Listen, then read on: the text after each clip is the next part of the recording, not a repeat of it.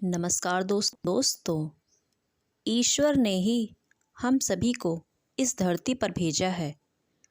हम सभी केवल और केवल ईश्वर की ही मर्जी से यहाँ आए हैं और हम सभी केवल और केवल ईश्वर की मर्जी से ही इस धरती से जाएंगे।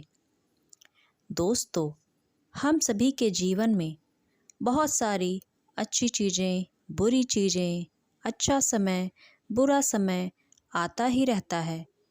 लेकिन दोस्तों, हम सभी में अधिकतर लोग अपने बुरे समय में ही केवल ईश्वर को याद करते हैं और उनसे उस परेशानी को दूर करने की प्रार्थना करते हैं। लेकिन दोस्तों, कुछ लोग अपने अच्छे और बुरे दोनों ही समय में ईश्वर को याद करते हैं, पर वे ईश्वर पर भरोसा नहीं करते और यहीं पर वे गलती कर लेते हैं। हम सभी को ईश्वर को अपने हर समय में, अच्छे हों या बुरे हों, हर समय में ईश्वर को याद करते रहना चाहिए और हर समय के लिए उनका धन्यवाद देते रहना चाहिए, क्योंकि जो आज हमारे पास है, हो सकता है किसी के पास उतना भी ना हो।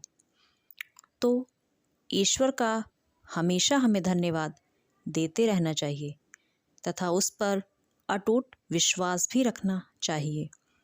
जिस दिन आपका ईश्वर पर अटूट विश्वास हो जाएगा, आप अपने हर सुख और दुख, खुशी और गम को ईश्वर को अर्पित कर देंगे। यकीन मानिए, उसी दिन से आपकी सारी परेशानियां, दुख, तकलीफ़ दूर हो जाएंगी तथा वे आपके किसी भी काम को रुकने नहीं देंगे। तो दोस्तों, इसी विषय से संबंधित एक प्यारी सी कहानी आपके साथ शेयर करना चाहूँगी। आशा है आपको ज़रूर पसंद आएगी। तो चलिए दोस्तों, कहानी शुरू करते हैं। दोस्तों, एक बार की बात है, किसी गांव में एक साधारण सा व्यक्ति रहता था। वह बहुत ही गरीब था, लेकिन उसे भगवान पर अटूट विश्वास था। वह भगवान कृष्ण का परम भक्त था। वह अपने हर अच्छे और बुरे वक्त के लिए ईश्वर को हमेशा हर समय धन्यवाद देता रहता था। वह हर समय कृष्ण भक्ति में मगन रहता था। चाहे कुछ भी हो जाए, वह ईश्वर को कभी भी नहीं भूलता था। उसका ईश्वर में परम विश्वास था। वह बहुत भोला भाला भी था। इसी कारण उसके गांव वालों ने उसका नाम भोला भी रख दिया था। वह अपने भोले भाले स्वभाव के कारण दूसरों को भी अपने जैसा भोला भाला ही समझता था, लेकिन ईश्वर पर भरोसा कभी नहीं छोड़ता था। इसी प्रकार उसका समय बीतता जा रहा था। उसके 2 बेटे और 1 बेटी भी थी। समय के साथ साथ उसके बच्चे भी बड़े हो रहे थे। एक दिन उसकी पत्नी ने भोला से कहा कि अब हमारी बेटी बड़ी हो रही है, आपको इसके लिए अच्छा लड़का देखकर इसकी शादी कर देनी चाहिए। भोला का अपनी पत्नी को जवाब था कि ईश्वर सब कर देंगे। कुछ दिन बाद ही गांव के एक व्यक्ति ने भोला को उसकी बेटी के लिए एक बहुत ही अच्छा रिश्ता बताया। सबको वह रिश्ता बहुत पसंद आया और शादी की तैयारियां शुरू होने लगीं। वैसे भोला तो गरीब था और उसके पास पैसे भी नहीं थे। तो उसकी पत्नी ने भोला से कहा कि हम बहुत गरीब हैं, हमारे पास पैसे नहीं हैं, लेकिन बेटी की शादी तो करनी ही है, तो आप गांव के जो सेठ जी हैं उनसे कुछ पैसे उधार मांग लाइए, जिससे हम अपनी बेटी की शादी कर लेंगे और हमारे बेटे बड़े हो ही गए हैं। जब वे कमाने लगेंगे तो हम सेठ जी के पैसे चुका देंगे। भोला को पत्नी की बात पसंद आ गई और वह सेठ जी के पास पैसे उधार लेने के लिए चला गया। सेठ जी से उसने अपनी बेटी की शादी के लिए कुछ पैसे उधार मांगे और उसके बेटे जब कमाने लगेंगे तब उसने लौटाने का वादा भी किया। सेठ जी ने उसे पैसे उधार दे दिए। अब भोला ने अपनी बेटी की शादी बड़े ही धूमधाम से कर दी। कुछ समय बाद भोला के दोनों बेटे कमाने लगे और भोला ने भी सोचा कि वह सेठ जी का पैसा लौटा दे। उसने जल्द ही पैसों का इंतजाम किया और सेठ जी के पास पैसे लौटाने चला गया। उसने सेठ जी से कहा, सेठ जी, आपने मेरी बहुत मदद की है। आपने पैसे देकर मुझ पर बहुत एहसान किया था। आपके पैसों से ही मैं अपनी बेटी की शादी कर पाया हूँ। मेरे पास पैसों का इंतजाम हो गया है, इसीलिए मैं आपको सारे पैसे लौटाने आया हूँ। सेठ जी ने भोला से उसके सारे पैसे जो उसके बही खाते में बने थे ले लिए और भोला को एक पर्ची दे दी। भोला ने कहा कि सेठ जी, मुझे आप पर पूरा भरोसा है, मैं इस पर्ची का क्या करूँगा। सेठ ने कहा, इस पर्ची पर तुम्हारा हिसाब किताब लिखा हुआ है। यह सोचकर भोला ने वह पर्ची ले ली और वहाँ से चला गया। भोला की मासूमियत को देखकर सेठ के मन में लालच आ गया था और उसने पर्ची बदल दी थी।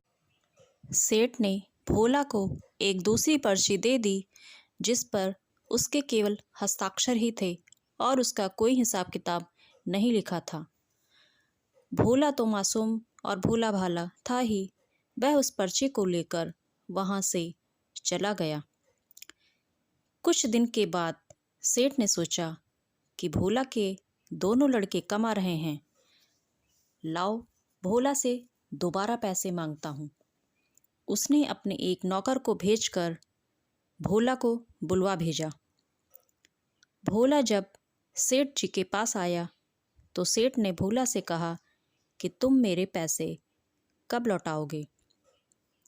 भोला यह सुनकर दंग रह गया। उसने कहा, मैं आपके सारे पैसे तो लौटा चुका हूँ, अब कौन से पैसे। तब सेठ ने कहा कि तुमने मुझे कोई से भी पैसे अभी लौटाए नहीं हैं। जो पैसे तुमने मुझसे उधार लिए थे वो मुझे कब लौटाओगे। तब भोला ने कहा कि मैं आपके सारे पैसे आपको लौटा चुका हूँ, मैं आपको कोई भी पैसे देने वाला नहीं हूँ। इस पर सेठ ने भोला से कहा, तुम अगर मुझे पैसे नहीं लौटाओगे तो मैं तुम्हें अदालत में ले जाऊंगा। भोला ने कहा, तुम्हें जो करना है वो करो, मैं तुम्हें कोई भी पैसे वैसे नहीं लौटाऊंगा। यह कहकर भोला वहाँ से चला गया। आखिर बात कोर्ट तक पहुँच ही गई। कोर्ट की पेशी का दिन आ गया। भोला को कोर्ट में जज साहब ने पूछा कि भोला, तुमने सेठ जी को पैसे क्यों नहीं लौटाए। तो भोला ने कहा, जज साहब, मैंने सेठ जी को सारे पैसे लौटा दिए हैं।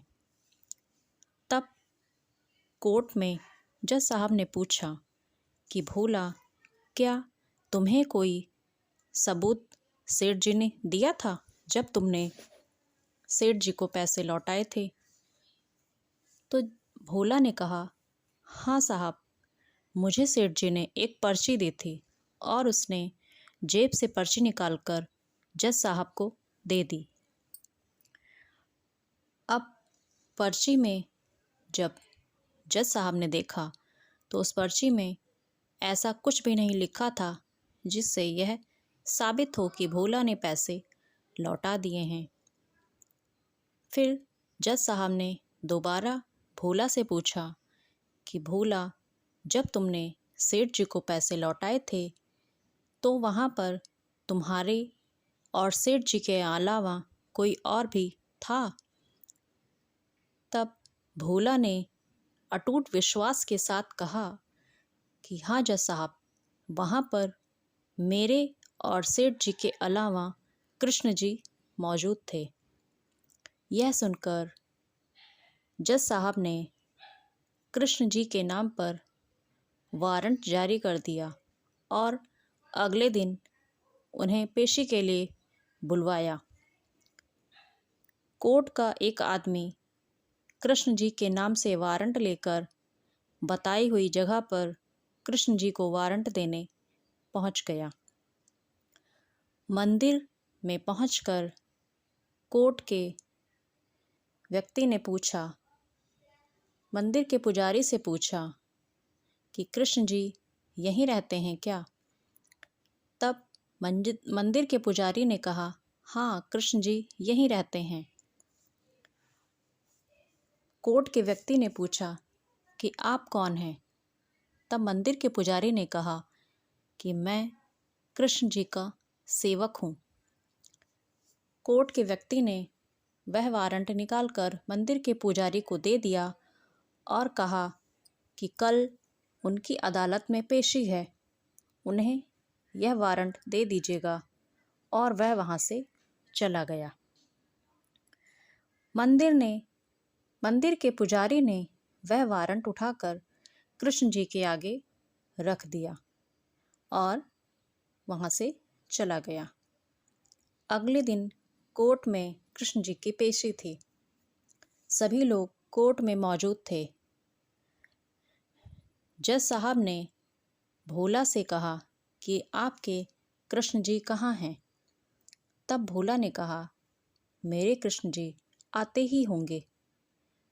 कृष्ण जी को कोर्ट में आवाज़ लगाई गई, लेकिन वहाँ पर कोई भी कृष्ण जी नाम का व्यक्ति नहीं आया।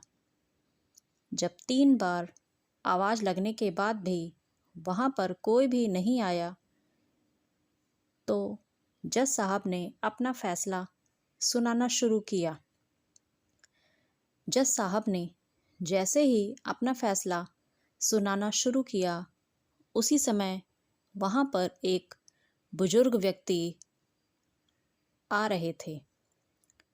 उन्होंने जज साहब से कहा कि मैं ही कृष्ण जी हूँ, कहिए आपको मुझसे क्या पूछना है।